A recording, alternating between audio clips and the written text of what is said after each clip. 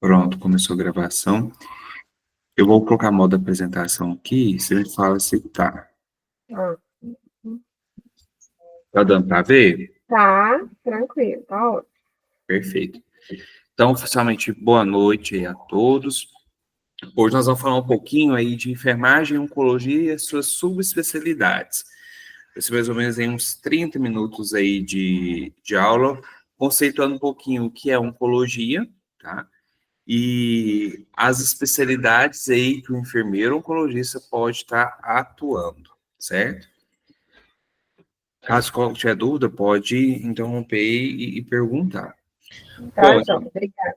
por nada. Então, falando de oncologia, a gente fala do quê? Do câncer, né? Então, como que essa doença surge e aí toma conta aí de órgãos, sistemas. Então, o câncer é uma palavra que se deu, que engloba aí diversas doenças distintas, tá?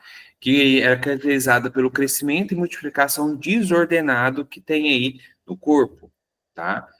E essas células, elas podem invadir tecidos, em alguns casos, invadir aí alguns órgãos, e até mesmo migrar de um local para o outro, né? Que é o que a gente chama aí de metástase. E para o câncer, para essa célula conseguir fazer isso, né? Ela passa por um processo que a gente chama de processo de carcinogênese. O que é isso? São alterações que podem acontecer no material genético aí das células do nosso DNA. E essas alterações, elas podem vir aí de questões aí herdadas, então características herdadas aí de nossos pais, normalmente, tá? Ou podem ser adquiridas também ao longo da vida, né? Então a gente fala aí de fatores de mutação genética, ou seja, alguma alteração na nossa cadeia de DNA que foi se passando de geração em geração, tá? Ou questões que foram adquiridas aí ao longo da vida que está relacionado aí a hábitos de vida. Então, alimentação, acima do peso, às vezes gordura, aí visceral, fumo, bebida alcoólica, hábitos de vida mesmo, tá? Podem fazer surgir. E na medida aí que essa doença ela se instala, ela pode passar aí por uma proliferação descontrolada. Ouvi um termo uma vez na residência que falava que o câncer é uma doença traiçoeira, que ela manifesta sinais e sintomas somente quando está grave, né? Tá espalhado, o tumor está muito grande, né? Então, o paciente ele vai queixar, sentir algum desconforto quando essa estrutura aí está, de fato, aí incomodando.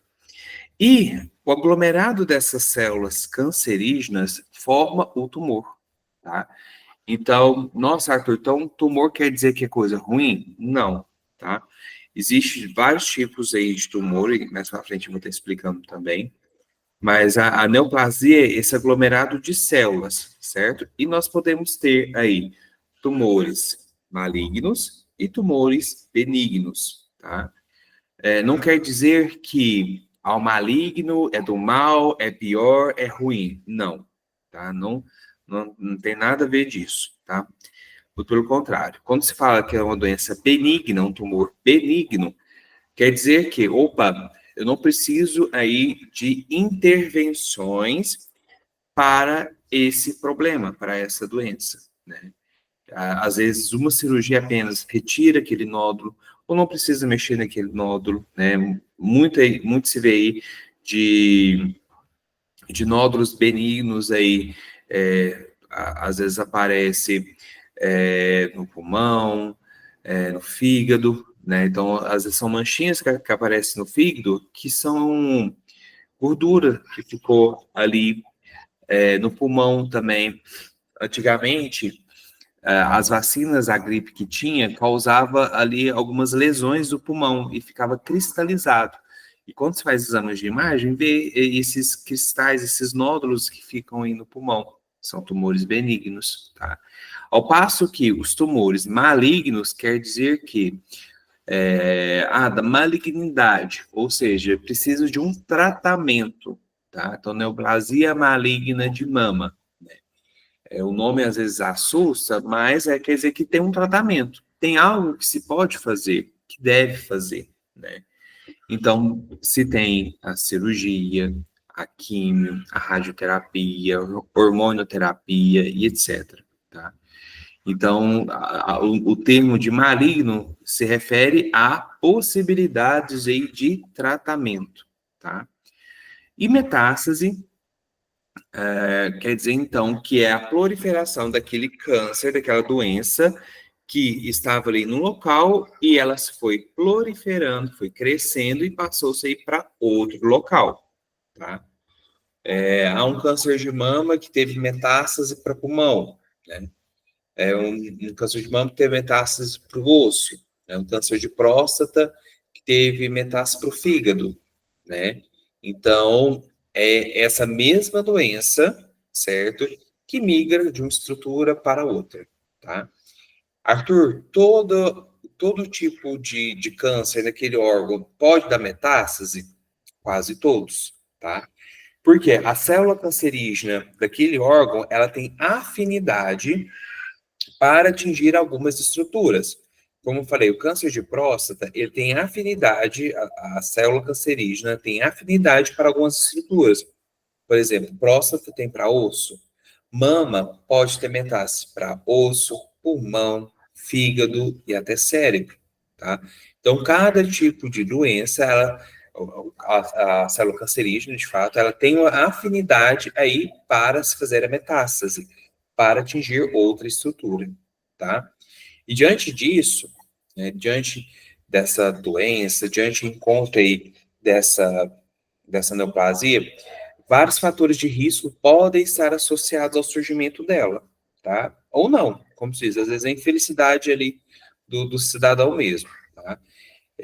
A gente encontra pacientes que têm câncer de cabeça e pescoço, mas nunca fumou, nunca bebeu, né?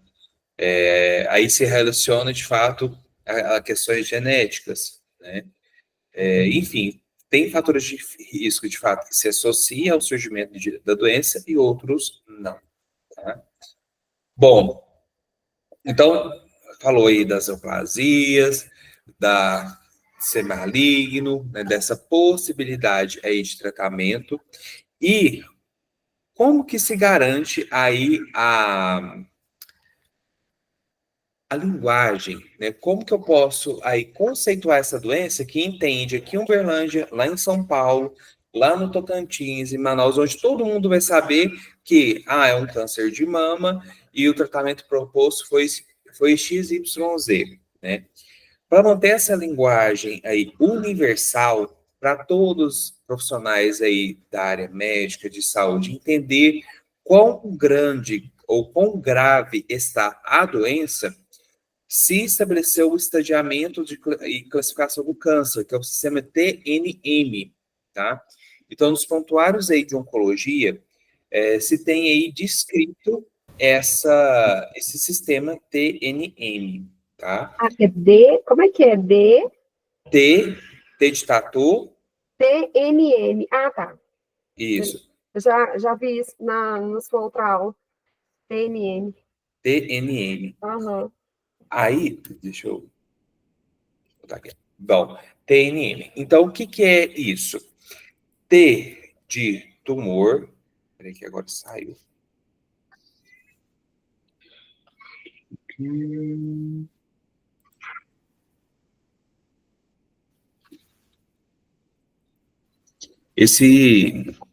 Essa classificação, ela é universal, então garante e ajuda muito no entendimento aí da doença. Então, T de tumor, tá? É a abreviação aí em inglês. O N, a quantidade de linfonodos que, que foi comprometido, então se tem aí a presença de nódulos na rede linfática, tá? E M de metástase, tá? Então se tem ali algum foco de metástase. E também esse sistema é para tumores sólidos, tá? E existem outros tipos de classificação que são para doenças que não tem como mensurar o tamanho, né? Por exemplo, que as doenças hematológicas, está no sangue o câncer, né? Então, eu não consigo mensurar ali quão grave está a doença, né? O hemato-oncologista, ele consegue especificar a doença, consegue especificar ali o quão avançado está, baseado em exames laboratoriais, exames de imagem, etc. Então, existe um outro recurso, de fato, para a classificação, por exemplo, das doenças hematológicas, tá? E as modalidades de tratamento, atualmente, nós temos várias, né?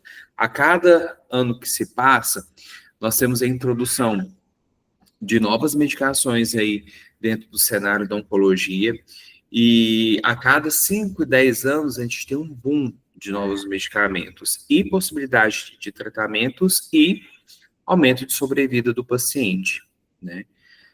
Então, citando aqui as modalidades de tratamento, nós temos aí a cirurgia, que é o método mais antigo que se tem aí, que é a remoção física do tumor, podendo ser curativa, paliativa, né, que é o alívio de sinais e sintomas, e diagnóstica. Então, a cirurgia é a retirada daquela estrutura, aonde se pode fazer a biópsia para avaliar de fato que tipo de tecido que é. Uma neoplasia, mas qual que é a característica dela? Para um oncologista poder, de fato, saber traçar qual doença, qual protocolo que eu vou seguir, tá? A quimioterapia. A quimioterapia é um medicamento, eu gosto de falar que é um medicamento igual a todos os outros, tá? E sendo um medicamento, né, ela vai circular em todo o corpo e vai destruir todas as células cancerígenas. E também vai atingir as células boas, tá? Mas o foco dela é impedir aí a multiplicação das células cancerígenas. A quimioterapia, a gente tem várias modalidades de administrar ela. Então, nós temos medicação oral, temos medicação intratecal, que é aquela que aplica aí dentro, igual faz a raquianestesia, né? Por exemplo, a mulher quando vai fazer cesariana, existem medicações que a gente pode fazer intratecal, né, para administrar medicamentos, né? Então a gente faz a retirada do líquor e administra ali medicação para atingir todo o sistema nervoso. Então, oral, intratecal, temos medicações vesicais que a gente administra via vesical, medicações subcutâneas, intramusculares, endovenosas, Ô, certo? Arthur, aí esse tipo de medicação, o médico que vai falar qual que é a via, ou ele vai te falar a medicação e o enfermeiro já sabe qual é a via adequada para cada medicação? Não, e ele prescreve a via. Ele prescreve a via e a medicação que ele Isso. quer. Na prescrição médica vem o protocolo, quando eu falo protocolo, as medicações que é para ser feitas, né? Então, vem o nome da medicação, vem a dose da medicação, o diluente e o tempo de infusão, tá? Então, vem tudo ali descrito. É claro que, por exemplo, tem algumas medicações que sabe que a via é X, né? Por exemplo, igual eu estava falando, que é intratecal, né? Lá vai vir IT, né? Às vezes, por algum erro de digitação, pode aparecer intramuscular. Mas espera aí. A gente chama de MADID, que vai, um combinado de medicações, que vai decadron, metotrexato e Faldivin. Mas isso aqui é para uma doença X, que a gente sabe, uma leucemia, por exemplo, e é feito intratecal, o neurologista tem que ir lá, tem que funcionar, tem que tirar líquido, etc. Não é para fazer intramuscular, né? Então, assim, às vezes pode acontecer esses tipos de erro, é interessante Entendi. saber, mas é raro de acontecer, mas pode acontecer. Esses dias aconteceu lá com a gente, teve um paciente que tinha dificuldade de deglutir. Certo. Aí, o paracetamol dele, é um comprimido mesmo, a gente estava pegando ele, devolvendo para a farmácia para eles emulsificar ele, diluir ele, derreter ele, pondo a seringuinha para o paciente tomar. Aí na prescrição estava endovenoso. E o paciente foi lá de diversos dias, né? Aí, no primeiro dia, nós vimos a falha, pedimos, gente, tem que trocar a prescrição, não pode ficar assim. Beleza, fizemos oral. Aí no segundo dia, aí eu peguei a pressão, tô lá criticando ela, eu disse, gente, isso aqui tá muito errado, porque ele ficou esbranquiçado, a gente tem medicação que é esbranquiçada. Gente, se um cidadão pegar isso daqui, só passar o olho, paracetamol endovenoso, pá, e fazer, Nossa, mata o cidadão, entendeu? tem que prestar atenção, né? Não, aí, tipo assim, aí voltei pro farmácia e falei, gente, tem que mudar, porque vai dar muito errado, nós vamos todo mundo preso aqui, entendeu? Chamar o outro para participar também, igual aconteceu a técnica de enfermagem lá que foi presa, enfim, todo mundo entra no samba, Todo entendeu? mundo, Tem que corrigir. Mas, enfim, é interessante mesmo o enfermeiro saber, às vezes, e ao longo do tempo, Fernanda, não, como disse, isso é ao longo do tempo, você vai conhecendo as medicações e as vias e tal, e você vai surpreendendo também com a possibilidade de vias para administrar, tá? E as interações medicamentosas? Isso, são Tem que várias. prestar atenção também. Também são várias. Então, pode acontecer reação infusional, que é Uhum. durante ali, a administração da medicação, o paciente apresentar ali uma reação. O que que é reação? Às vezes, na primeira químio, ou no meio, ou no final, o paciente não tolera ali a medicação, a quimioterapia, né?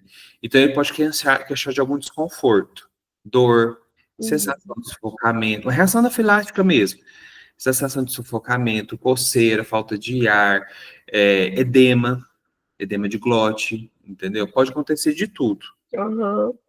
Rebaixamento de dímero consciência, de tudo que você imaginar, pode acontecer. Mas isso acontece com todas as químios? Não necessariamente. Tem algumas que a gente espera, e às vezes a gente até trabalha para isso não acontecer, e tem outras que não é para acontecer, sabe? Eu falo isso porque esses dias a gente teve uma paciente que ela passou mal, mas assim, foi tão esquisito. A gente foi salinizar o catéter dela, a gente posicionou o portocate, foi salinizar, e ela desaturou, ficou toda vermelha, como se fosse um choque anafilático mesmo. Ficou bradicárdica, desaturou, foi assim, surreal. E uma manutenção de catéter, entendeu? Então, Uhum. tudo pode acontecer mesmo, a gente fica, É, tá? Não é comum, mas tem que ficar de olho. tem que ficar de olho. Ó, a radioterapia. Então, o que que é a radioterapia? O emprego de radiação de alta energia para danificar ali as células do DNA cancerígeno, ou seja, o acelerador linear, que é o aparelho, que faz aí a aplicação da radiação no local. Ao passo que a quimioterapia, ela circula todo o corpo para combater ali, diminuir essa multiplicação das células cancerígenas, a rádio vai atingir no local. Então é feita uma programação, de fato, aí, marcações no corpo do paciente para definir a área de tratamento e aonde que é para ser tratado, e ali é feita a aplicação. A rádio, ela pode ser para diminuir o tumor, pode ser para prevenir que não apareça mais ali a doença, tá? E falando agora dos avanços aí dos quimioterápicos, né? Temos aí dentro dessas possibilidades de medicação, terapia-alvo. O que que é isso? São medicações que elas atacam apenas as células cancerígenas. Então, elas foram fabricadas para atingir as moléculas específicas ali do câncer, tá? Bloqueando o crescimento e a disseminação dela. Então, são medicações que a gente chama de terapia-alvo, né? Que vai atacar ali diretamente as moléculas, tá? Das células cancerígenas, molécula, proteína, para não deixar ela crescer, tá? E também nós temos outra possibilidade que é a imunoterapia, ou seja, são medicações que vai estimular o próprio sistema imunológico aí do paciente a reconhecer e atacar as células cancerígenas. Nossa, aí você me pergunta, nossa, Arthur, mas isso é muito bom, é muito inovador, né? E é para todo tipo de câncer? Não, não é para todo tipo de câncer. Não temos essas medicações para o tanto de doença que se tem, tá? Tem, por exemplo, a imunoterapia. A imunoterapia existe ela para o câncer de pulmão, então aumenta muito a sobrevida do paciente. Terapia-alvo, nós temos aí para o câncer de mama, tá? Então, existe N possibilidades, mas não é para todos ainda, tá? Hormonoterapia, existe aí alguns tipos de doenças que são sensíveis a hormônios, ou seja, elas se alimentam de hormônios, tá? Então, a testosterona, a progesterona. O que essa hormonoterapia faz? Ela bloqueia aí a produção. Permitir. Pronto. O que essa hormonioterapia faz? Ela inibe, ela utiliza aí de alguns recursos para bloquear a produção ou ação hormonal que alimenta ali a doença. Então, ela bloqueia, de fato, ali esse alimento aí do câncer, tá? E são específicos aí das doenças dos cânceres, de fato, que são alimentados, vamos dizer assim, que são estimulados aí por hormônios, tá? E por fim, e não menos importante, cuidados paliativos, é uma modalidade de tratamento também, que visa o quê? Qualidade de vida para pacientes e familiares aí diante do diagnóstico do câncer. Nossa, Arthur, mas eu ouvi falar que cuidado paliativo é quando o paciente está morrendo, está na boca do corvo, não pode, sei o quê. Não, não é assim, tá? Muito pelo contrário. Cuidado paliativo é uma modalidade e salva muitas vidas, tá? Tivemos aí nos anos 2000 uma mudança aí do conceito de cuidado paliativo e a orientação de introdução dessa modalidade de tratamento é no diagnóstico. Então, a gente insere o cuidado paliativo lá na consulta de diagnóstico do paciente. Ele recebeu o diagnóstico da doença, então ele vai tratar ali com o oncologista e cuidado paliativo, tá? Por quê? O cuidado paliativo, ele vai manejar sinais e sintomas. Então, é uma dor, é um desconforto respiratório, insônia, depressão, perda de apetite. Isso tudo o cuidado paliativo vai manejar e vai ajudar muito, tá? E desmistificando um pouquinho aí dos cuidados paliativos. Então, como eu falei, não é para o paciente o fim de vida, tá? E a gente não fala isso, tá? Muito pelo contrário, eles são essa modalidade de tratamento não se limita aí nos momentos finais, então deve ser inserido desde o começo e ela é para melhorar a qualidade de vida do paciente, tá? A filosofia e os princípios aí, foco na qualidade de vida, abordagem holística, então nunca vai enxergar somente o paciente, tá? Ele vai ser o centro do cuidado de tudo, de fato, porém vai se ter um olhar aí 360 na família, nos laços, nas relações interpessoais aí desse paciente, foco no alívio de dor e outros sintomas, suporte psicossocial, familiar e espiritual e abordagem multiprofissional. Por quê? Quem vai mandar aí nas condutas em cuidados paliativos é o paciente. É ele que dita as regras, é ele que dita as normas, tá? Ele que é o protagonista ali da história. Nós somos só acessório ali. Ele vai ditar o que quer. Eu falo isso, se tem uma prática quando o paciente está chegando aí perto do fim de vida, que ele pode traçar as diretivas antecipadas, né? Ou seja, ele vai falar para a equipe, ó, fulano, eu quero assim, assim, assim, assado quando eu estiver morrendo, né? Como assim? Eu não quero, quando eu estiver muito mal, não quero sentir dor, não quero ser entubado, não quero morrer no hospital. Ele vai falar o que quer. Até o velório, essas coisas, ele vai falar tudo e vai descrever, né? Isso são as diretivas antecipadas. Então, o paciente ele tem essa oportunidade, né, de fazer essa escolha. Claro que, nossa, Arthur, que lindo, é todo paciente que faz isso? Não. São poucos que conseguem se abrir para tal, né? Muitos, às vezes, têm muita dificuldade de enxergar sua própria finitude, né, diante aí desse processo de doença. E o nosso ouro dessa noite, as áreas de atuação do enfermeiro oncologista. Nossa, Arthur, tem isso tudo aí, mas eu ouvi falar que tem mais. Provavelmente, tá? Aqui é só um compilado, tá? Das principais atuações do enfermeiro oncologista, tá? E dependendo do serviço, com certeza deve ter mais ramificações dentro da especialidade oncológica, tá? Eu vou passar aqui, vou abrir, na verdade, um outro arquivo, que eu não coloquei aqui para não encher muito. Nós vamos passando aqui, item por item aí, dessa subespecialidade aí da oncologia. Então, vamos lá.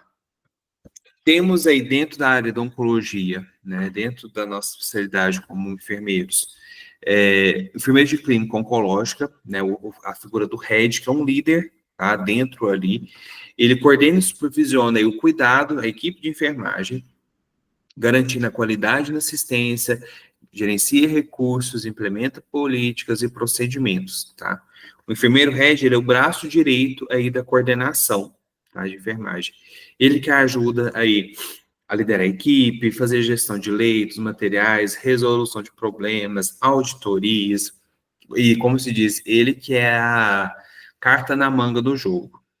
Por exemplo, apertou ali no ambulatório, o pessoal foi almoçar e tá, tanto de paciente chamando, tem gente passando mal. O enfermeiro head entra em cena, né? Ele tá ali para ajudar isso mesmo, tá? Temos também, Arthur, sim, pode falar? esse enfermeiro da clínica oncológica, são quantos, assim, que, por exemplo, onde você trabalha, são quantos que tem, assim, que tem que ter dentro de uma instituição? Assim, ó, depende muito do dimensionamento de pessoal, tá? O enfermeiro head é somente um em cada área. Por exemplo, eu sou o head lá do ambulatório. Ah, Tem um tá. head da rádio e tem um head nas outras unidades, no MC e em Araguari, entende? Entendi. Então, o head é um. Porém, os enfermeiros, que é o terceiro aí do centro de infusão, nós somos. Eu falo nós porque eu também me incluo nisso, porque eu preciso instalar químio, eu preciso fazer o, como se diz, o operacional lá. 2, 4, 6. Somos 7. Só no Certo. corte, Ah, entendeu? entendi. Só no corte. E Aí, para ser esse RED, no caso, você fez a residência, né? não, na verdade, o Red, como Ah, se diz, eu sou um dos mais velhos de lá. Então, é o que tem mais experiência, sei. Não entendeu? necessariamente precisa ter uma residência. Não, se você tem na especialidade, expertise para tal, e como se diz, vai conhecendo o processo. Isso eu falo, essa figura do enfermeiro Red é algo que existe aqui, dentro do grupo Oncoclínicas, e também eu sei de hospitais particulares que tem essa figura também, mas eles podem dar outro nome, por exemplo, enfermeiro supervisor. Ah, tá. Entendi. Uhum. Ó, e então tem um RED, aí tem um enfermeiro de transplante de medula óssea, ou seja, aqueles que trabalham na TMO, então eles podem colher ali a medula, fazer ali o condicionamento, a infusão, a recuperação ali depois, tá? Então ele faz toda a prática assistencial, monitora, faz manejo aí de toxicidades, avaliação aí frente a condutas, por exemplo, mucosite, neutropenia febril, investiga possíveis infecções e faz ali intervenções junto ao paciente, família e médico, tá? O enfermeiro de quimioterapia, que é esses de centros de infusão, ele é responsável por preparar e administrar aí de forma segura a químio. Arthur, você falou preparar, a gente não prepara quimioterápico, a gente prepara para a infusão da quimioterapia, tá? Hoje, quem faz o preparo, e isso é norma técnica, isso é descrito em lei, quem faz o preparo de quimioterápico, somente farmacêutico em cabines aí valvuladas, em capelas, que se chama, tá? Então, não mais, já tem vários anos, que o enfermeiro não manipula mais químio, tá? Então, somente farmacêutico. A gente faz esse preparo para administração e segura do quimioterápico, imunoterapia, etc. Tá? Então, nosso dia a dia, a gente funciona paciente, faz manejo aí dos catéteres centrais, identifica aí reações infusionais, faz manejo aí de efeitos colaterais, etc. Isso tudo é a nossa realidade. tá? Uhum.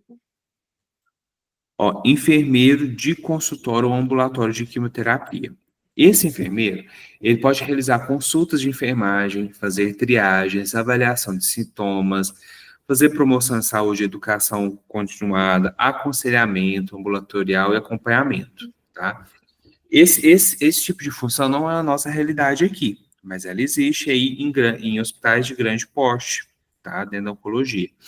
Então, os principais papéis: faz anamnese, exame físico, manejo de sintomas, orientação contra exames, até mesmo interpretação desses exames, consultas, suporte psicossocial, e faz a coordenação de todo o agendamento desse paciente, tá?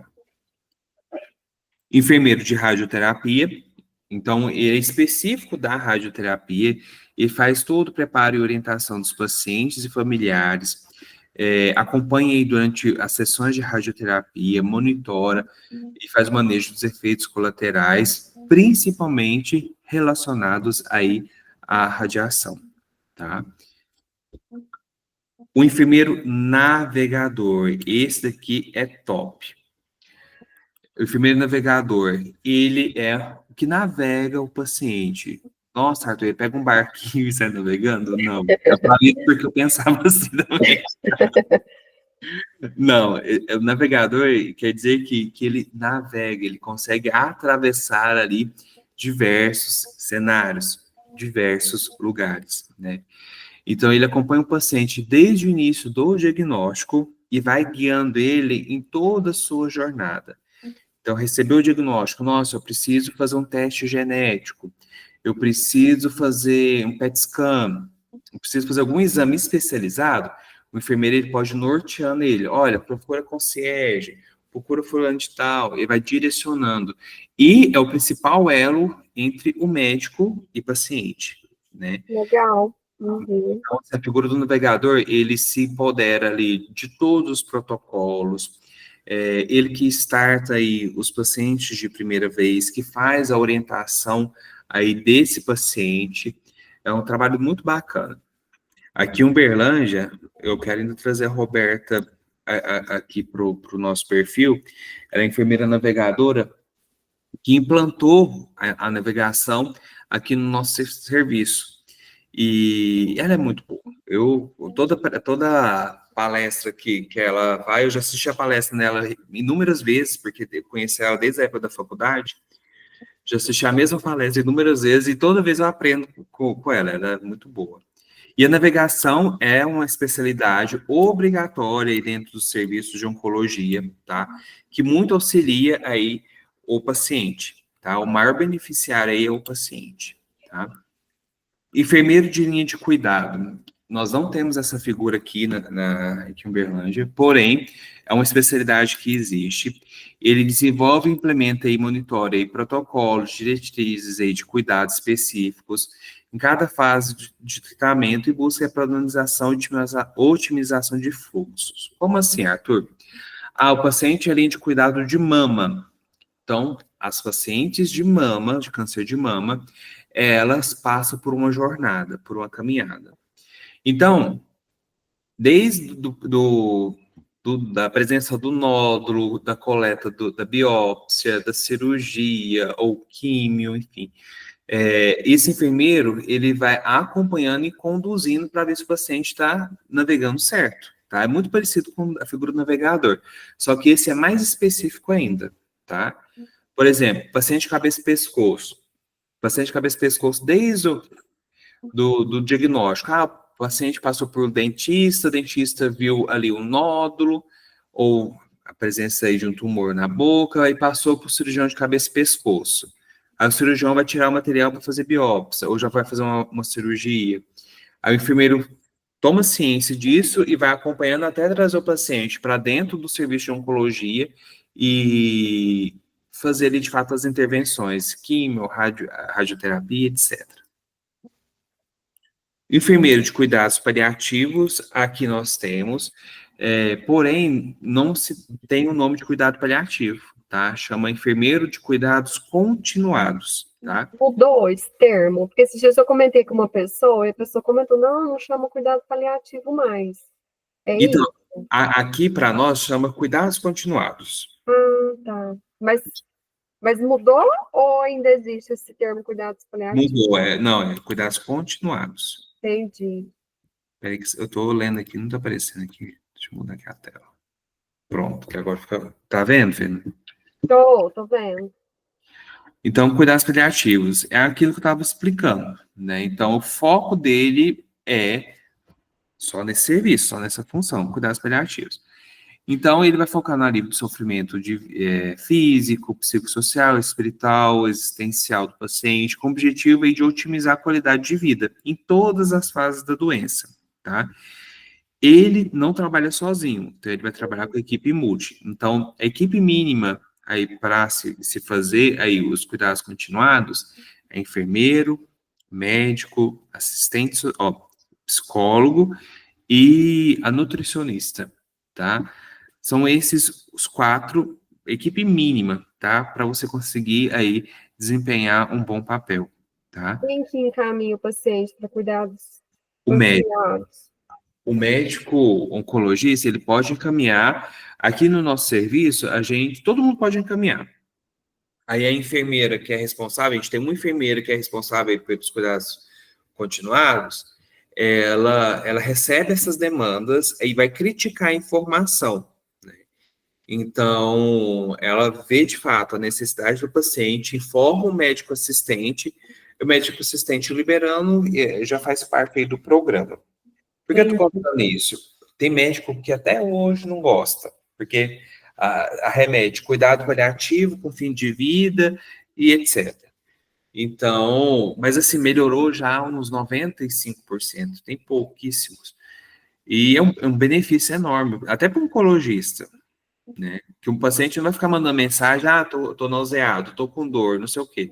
Quem vai fazer o manejo disso tudo é o médico da equipe. Sei. Mas Uhum.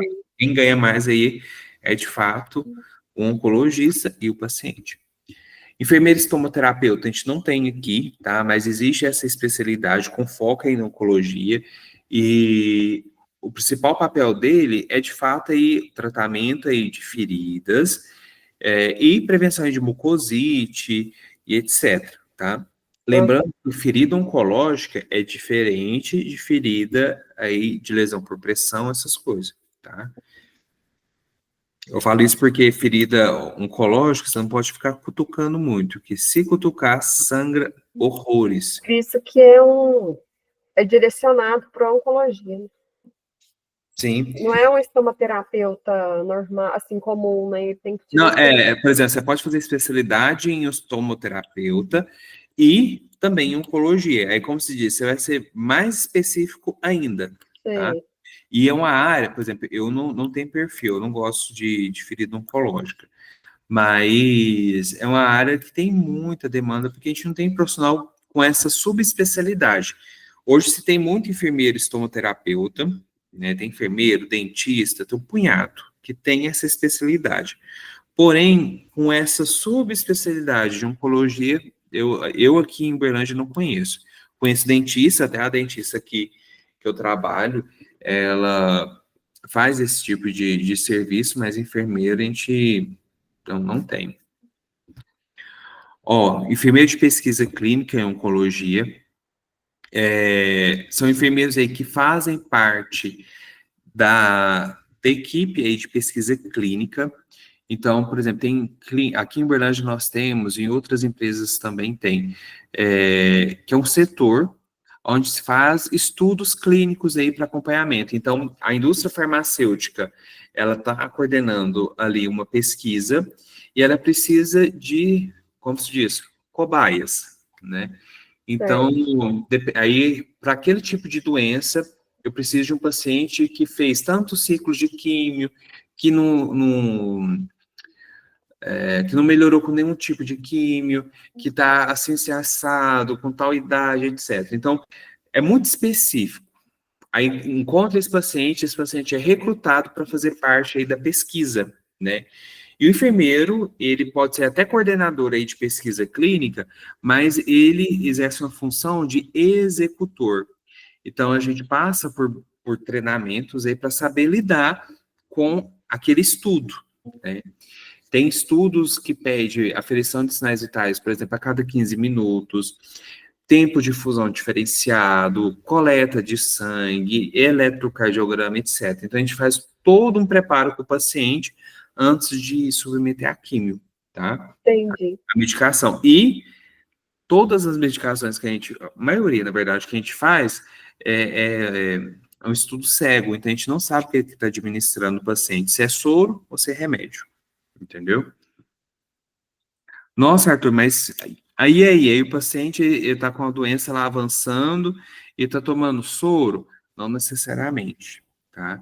A indústria farmacêutica, ela fica monitorando, caso a doença apresentar algum indício aí de piora, aí, como se diz, ela consegue ali reverter o caso, tá? Ah, entendi. Uhum.